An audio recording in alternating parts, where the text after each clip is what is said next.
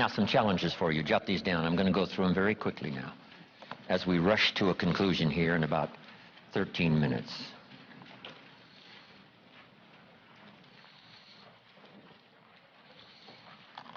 You're going to have to write fast now. Here's number one. Review your performance, whether it's communication, or whether it's activity, or whether it's a CEO, or whether it's on the job. Here's what my father said, a seminar on a sentence. I wish he was here to give it, but since he's not here, in his honor, I will give his seminar on a sentence. Here it is. Always do more than you get paid for to make an investment in your future. Now, some unions would argue with us on this, but that's my papa's seminar on a sentence. Always do more than you get paid for to make an investment in your future.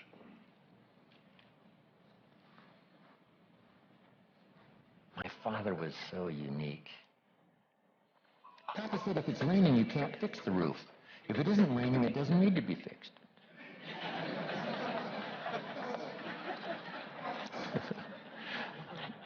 He was a grand old man. Wow, this guy. So review your performance, your language with your children. Just go over that and say, have I been too harsh and too strong, too stubborn? Should I learn to be easier, mix more compassion with the tough stuff I have to deal with? Yes. Prayer will help sometimes. If nothing else, dear God, help me say the right thing, not to ruin it all by poor communication. Here's the next on my list. Face your fears. I don't know what challenges you might have in going over the stuff we've been going over in terms of amending your philosophy or going back and, redoing some stuff that you might have messed up. But face all your fears. That's how you conquer them. Don't dismiss them. Just face them. Say, here's what I'm afraid of. I wonder what I could do to change that. Here's the next one. Exercise your willpower to change direction. You don't have to keep doing what you've done the last 6 years if it's not yielding you the benefits you want. In the seminar I do for Jerry, my mentor helped me to review the last 6 years so I wouldn't repeat those errors the next 6. See, if you're a goose, you have no choice to do the next 6 like you did the last 6. But if you're not a goose, here's what you can do. Pick a new destination and start going that way. You say, well, I've done this for the last 2 years. I'll probably have to do it another 2. And the answer is no, not in a million years. Now, you can change one little degree at a time, or if you want to, you can revolutionize the whole thing. Who says you couldn't revolutionize the whole thing in a week's time and start a brand new direction that will most assuredly help you arrive in a brand new place a year from now, 3 years from now? No telling 5 years from now where you could arrive. Use your willpower to start the process. Just willpower to change a little or change a lot. Anybody can change. You don't have to repeat last year.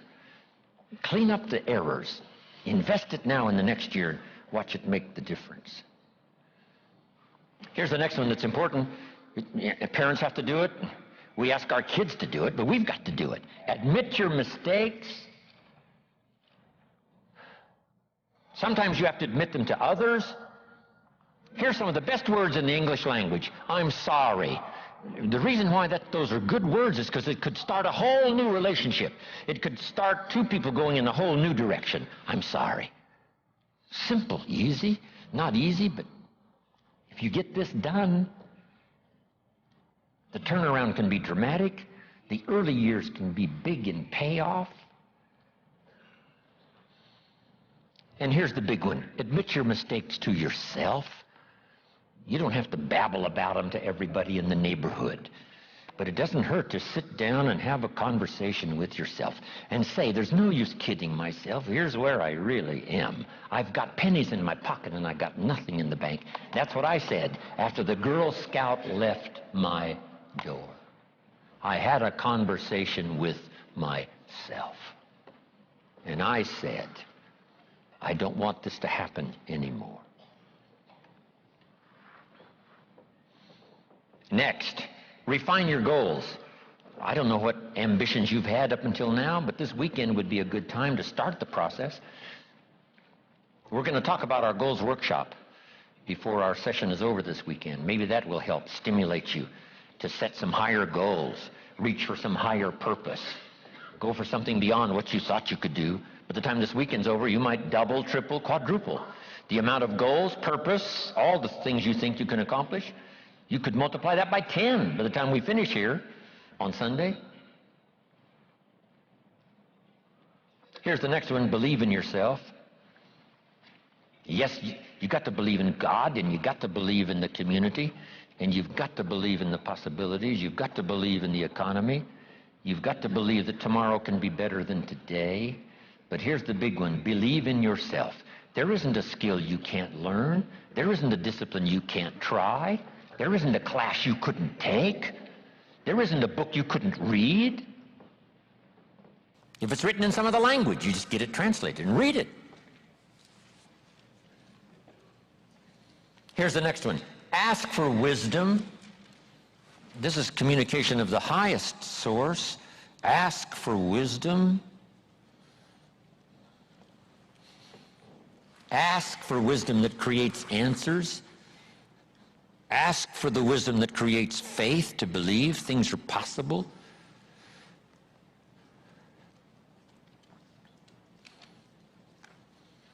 In King Solomon's day, there was the dilemma of two mothers who claimed the same baby.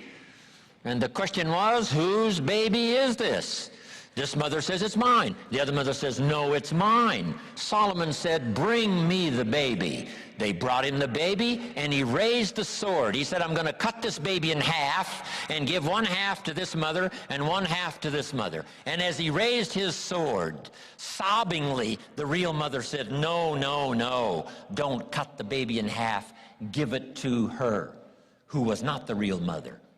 Solomon says, now I know who's the real mother. See, that is so wise. And the moment was such drama. But Solomon, the wisest of the wise, knew what to do to settle the deal. Ask for wisdom to deal with the challenges of today and tomorrow, to deal with the challenges your family brings you. Don't wish it was easier, wish you were better.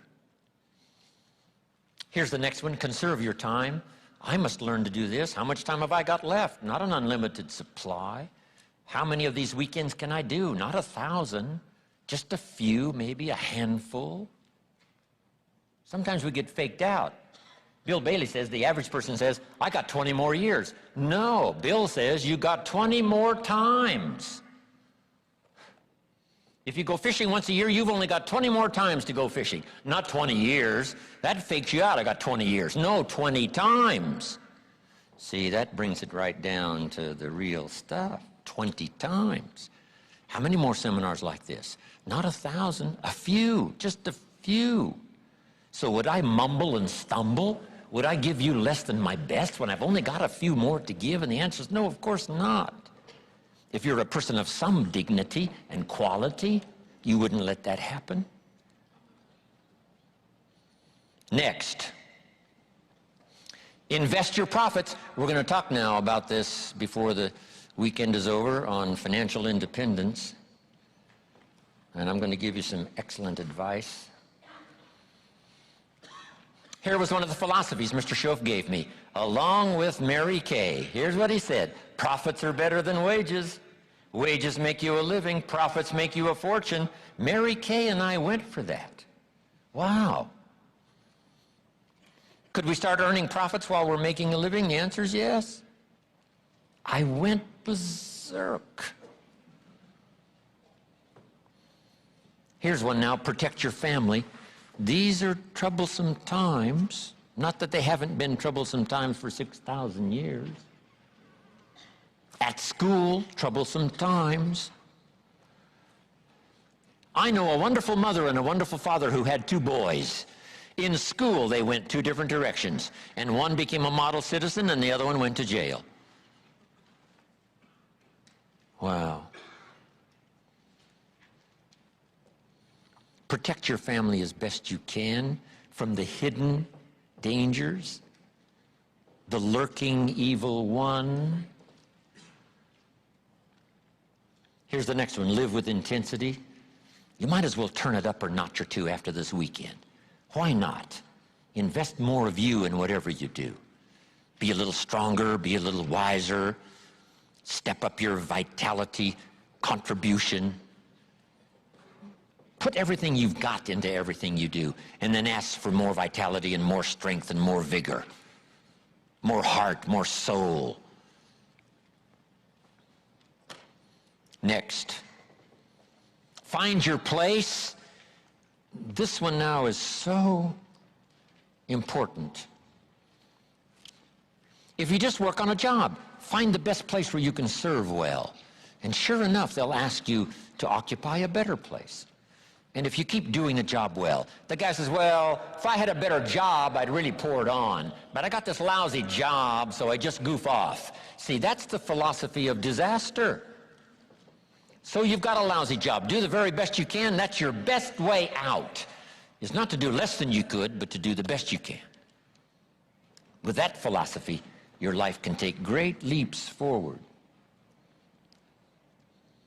Here's a Bible phrase that says, if you work on your gifts, they will make room for you. They'll make a place for you. Here's the next one. Demand integrity from yourself.